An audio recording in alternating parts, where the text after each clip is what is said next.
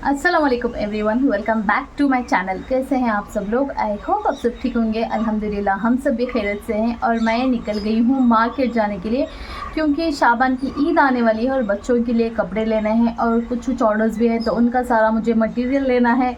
और मेरी नंद को भी बेटा हुआ है, मौलेरी नंद को, तो उनके बच्चे को भी देखने जाना है। आज बहुत सारे काम हैं, तो लेट्स सी कि इंशाल्लाह कितना मुझे फिनिश करने का टाइम मिलेगा। तो मैं निकल के रेडी होकर बाहर वेट कर रही हूँ ऑटो का। जैसे ही ऑटो आएगा मैं निकल जाऊँगी। और थोड़ी देर वेट करने के बाद मेरा ऑटो जो मैंने बुक किया हुआ था वो आ गया और फिर मैं निकल गई मार्केट के लिए।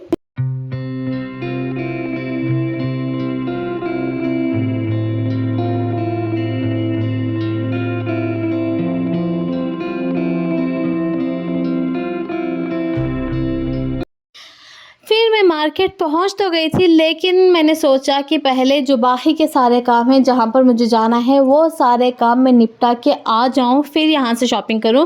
अदरवाइज़ पहले शॉपिंग करने के लिए मैं खर्च जाती तो बहुत ज़्यादा टाइम जो है यहीं पर हो जाता। इसी वजह से मैं पहले जो है मैं और मेरे हस्बैंड दोनों वहाँ से निकल गए बाकी के काम निपटाने के लिए।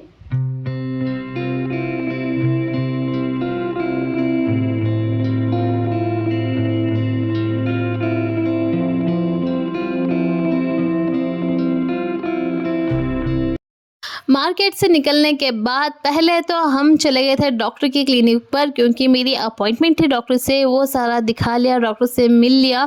और उसके बाद गर्मी इतनी ज़्यादा हो रखी है बाहर, इतनी ज़्यादा हो रखी है क्या ही बताऊँ। बहुत ज़्यादा प्यास लगी थी। ठंडा पानी जो 1 गिलास मैंने वहाँ पर पी लिया। उसके बाद हम लोग पहुँच गए थे मेरे हस्बैंड के मामा के घर पर। जैसे कि मैंने पहले कहा हुआ था, मेरी नंद को जो है वो बेटा हुआ है, तो बच्चे को देखने के लिए हम लोग वहाँ पर गए थे। जब तक हम डॉक्टर से कंसल्ट करके वहाँ पर जाते 3 बज गए थे। और उन लोगों ने बहुत ज़्यादा इंसिस्ट किया कि हम वहीं पर खाना वगैरह जो है वो खा लिया, लेकिन हो नहीं सकता था क्योंकि हमें वापस आमिर के स्कूल आके उसे वहाँ से पिक करना था। तो हमने खाने के लिए मना कर दिया, लेकिन वो लोग माने ही नहीं। तो स्नैक्स वगैरह जो है उसका अरेंजमेंट उन्होंने किया हुआ था, वो सारा हमने वहाँ से खा के निकल गए। 1 hour later. वहाँ से निकलने के बाद हम लोग आ गए आमिर के स्कूल। आमिर को पिक कर लिया। आमिर को पिकअप करने के बाद फिर से मैं आ गई मार्केट बच्चों के लिए कपड़े लेने के लिए, शाबान की ईद के लिए। तो बच्चों की शॉप पे मैं चली गई थी और यहाँ पर देखने लगी थी कपड़े आमिर और आयरा दोनों के लिए ही।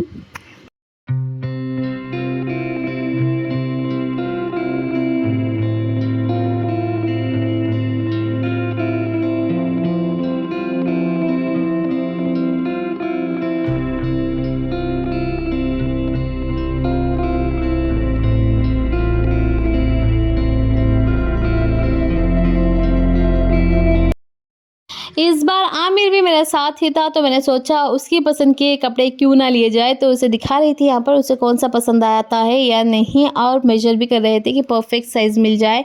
एंड फाइनली आमिर के कपड़े हो गए डन। और अब बारी थी आयरा की, तो यहाँ पर उसके लिए मैं कपड़े लेने लगी थी। लेकिन आमिर के साथ शॉपिंग करना इट्स इम्पॉसिबल, क्योंकि बहुत ज़्यादा बोर हो जाता है। कभी भी शॉपिंग के लिए उसके साथ जाऊँ तो बहुत ज़्यादा तंग कर देता है। अभी शॉप के अंदर मैं कदम भी नहीं रखी होती हूँ, वो तभी स्टार्ट करने लगता है कि मम्मा अभी कितना टाइम लगेगा, अभी कितना टाइम लगेगा।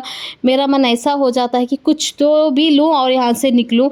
तो जैसे तैसे शॉपिंग मैंने ख़त्म की और घर आ गई। 1 eternity later.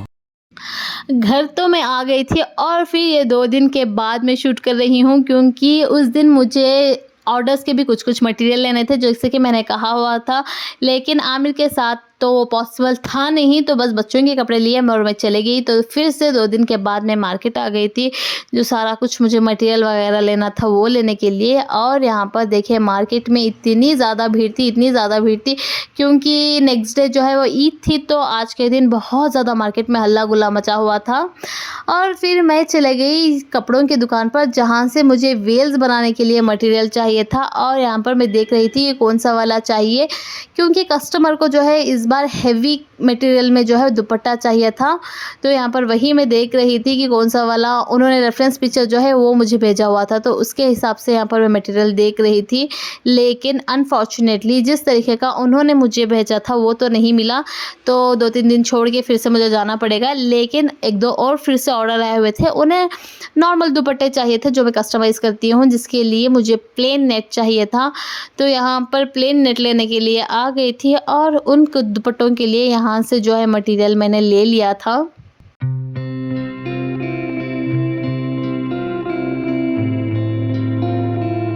The next day. Next day हो गया था और मैं और बच्चे चले गए थे ऊपर मम्मी के घर पर। आमिर पापा के साथ मस्ती कर रहा था, तो आयरा देखे यहाँ पर उसे शूट करने की कोशिश कर रही थी। वो यही नहीं, हर चीज़ जो हम करते हैं वो इमिटेट करने की कोशिश करती है। वो चाहे व्लॉगिंग करना हो या फिर कुकिंग करने के लिए मैं किचन में जाऊँ तो वो रिपीट करती है, या फिर मैं नमाज़ पढ़ूँ तो सेम वो भी इमिटेट करती है। बच्चों का हमेशा ऐसा ही होता है, जो बड़े करते हैं वही देख के बच्चे सीखते हैं। और फिर यहाँ पर देखिए सास बहू बैठकर ब्लैक एंड वाइट पिक्चर देख रहे थे। इन दोनों का यही होता है, सारा दिन सारी पुरानी पिक्चर जो है वो बैठ के देख डालते हैं। और मैं भी जब भी जाऊँ इनके साथ मैं भी बैठ के सारी चीज़ें जो है वो देखती हूँ। सच कहूँ तो मुझे भी इन लोगों के साथ इस तरीके की पिक्चर देखना बहुत अच्छा लगता है। तो जब भी मम्मी नीचे आते हैं या फिर मैं कभी भी ऊपर जाऊँ तो हम हमेशा इसी तरीके की मूवीज़ देखते हैं। 6.5 hours later. फिर शाम में मैं आ गई घर। घर आने के बाद मुझे याद आया कि मैंने तो आप लोगों को कपड़े दिखाए नहीं कि मैंने आयरा और आमिर के लिए लिया क्या था। तो ये 2 जोड़े जो है मैंने आमिर और आयरा के लिए लिए थे।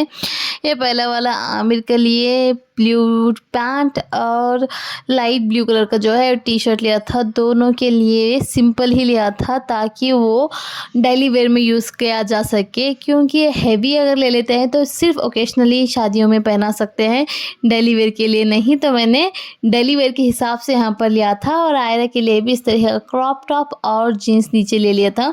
फिर दोनों बच्चों को मैंने रेडी कर दिया था, क्योंकि आज शब बारात का दिन था, ईद थी। तो मैंने सोचा पहले बच्चों को रेडी कर दूं।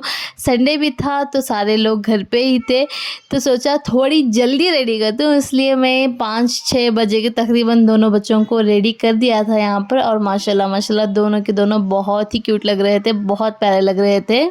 आप भी माशाल्लाह कहना ना भूलें।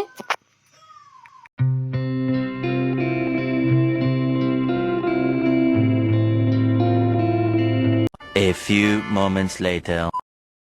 दोनों बच्चों को रेडी करने के बाद मैं आ गई थी किचन में शाम के डिनर की तैयारी करने के लिए। और पहले ही बनाने लगी थी मुजफ्फर, जिसके लिए मैंने ले लिया था 1 लीटर दूध और 1 कप जितना चावल जो मैंने 2 घंटे पहले भिगो दिए थे, और 150 ग्राम जितना खवा। पहले तो आधा लीटर दूध मैंने इसमें डाल लिया और चावल डाल के इसे अच्छी तरीके से बॉईल होने के लिए, कुक होने के लिए रख दिया था, जब तक इसकी 3 सीटियाँ ना आ जाए।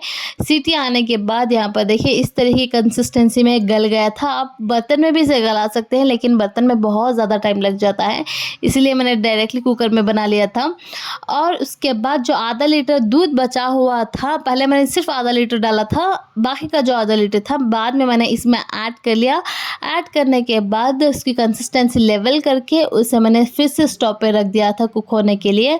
फिर मैंने उसमें ऐड कर लिया था 2 कप जितनी चीनी। चीनी आप अपने हिसाब से, हमेशा कहती हूँ कम या ज़्यादा कर सकते हैं, मैंने थोड़ा सा कम ही रखा था क्योंकि मम्मी जो है डायबिटिक पेशेंट है, तो थोड़ा कम रखा था।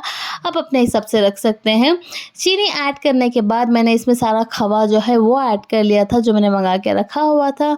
खवा ऐड करने के बाद इसे अच्छी तरीके से मिक्स करते हुए, स्टर करते हुए 2 से 3 मिनट के लिए कुक कर लिया। सॉरी, मैं ज़ाफ़रान डालना पहले भूल गई थी, बाद में जाके मुझे याद आया कि मैंने तो इसमें ज़ाफ़रान डाले ही नहीं, तो मैंने लास्ट में इसमें ऐड कर लिया ज़ाफ़रान और उसे अच्छी तरीके से 5 से 6 मिनट के लिए कुक कर लिया, जब तक कि इस तरीके का बॉईल ना आ जाए डेज़र्ट में। उसके बाद कंसिस्टेंसी चेक करके मैंने फ्लेम बंद कर दिया। फिर मैंने एक पैन में ले लिया 2 से 3 टीस्पून जितना घी, उसमें ऐड कर लिए थोड़ी सी दालचीनी और लौंग और थोड़े से ड्राई फ्रूट, कुलंजी, बादाम, कटे हुए काजू, ये सारी चीज़ें ऐड कर लिया। थोड़ा इसे गोल्डन ब्राउन होने के बाद किशमिश जो है मैंने लास्ट में ऐड की थी, क्योंकि किशमिश बहुत जल्दी जल जाती है, इसलिए मैंने लास्ट में ऐड की थी। और सारी चीज़ों को यहाँ पर लास्ट में मुझे लगा कि घी थोड़ा सा कम है, इसलिए मैंने 2 टीस्पून जितना घी फिर से लास्ट में ऐड कर लिया। उसके बाद सारा का सारा जो है वो मुज़फ़्फ़र में ऐड कर लिया और अच्छी तरीके से मिक्स कर लिया। और यहाँ पर देखिए हमारा मुज़फ़्फ़र बनके तैयार है। ऊपर से गार्निशिंग के लिए मैंने थोड़े से कटे हुए बादाम और पिस्ता ऐड कर लिए थे।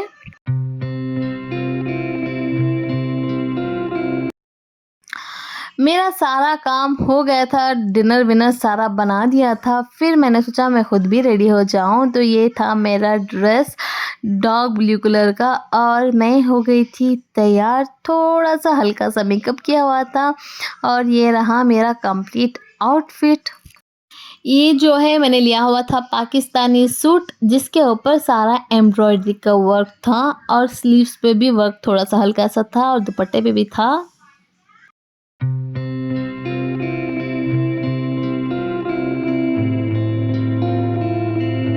1 hour later. फिर बाद में पापा आए हुए थे बच्चों से मिलने के लिए, वो मिलके निकल गए। उसके बाद आई आयशा दीदी और तीनों बच्चे आफरीन, आफरा और अवेज़, और माशाल्लाह तीनों के तीनों बहुत ही प्यारे लग रहे थे। रेडी होके आए थे वो भी तीनों। हर ईद वाले दिन ये बहुत अच्छा लगता है मुझे कि सारे लोग घर पे आते हैं, चहल पहल लगी होती है और हमेशा बहुत ही घर जो है हरा भरा रहता है, तो मुझे बहुत ही प्यारा लगता है।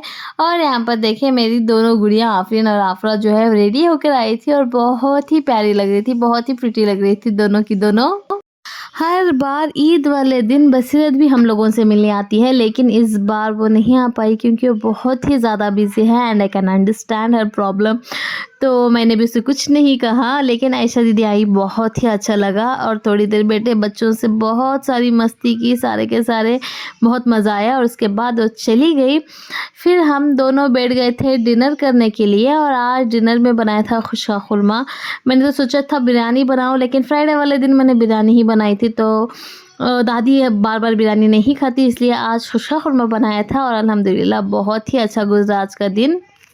आप भी कमेंट कर बताइएगा कि आपकी ईद कैसे गुजरी। इस वाले व्लॉग को मैं यहीं पर एंड करती हूँ। अगर आप लोगों को वीडियो अच्छा लगा हो तो वीडियो को लाइक शेयर कर दें और चैनल को सब्सक्राइब करना बिल्कुल भी ना भूलें।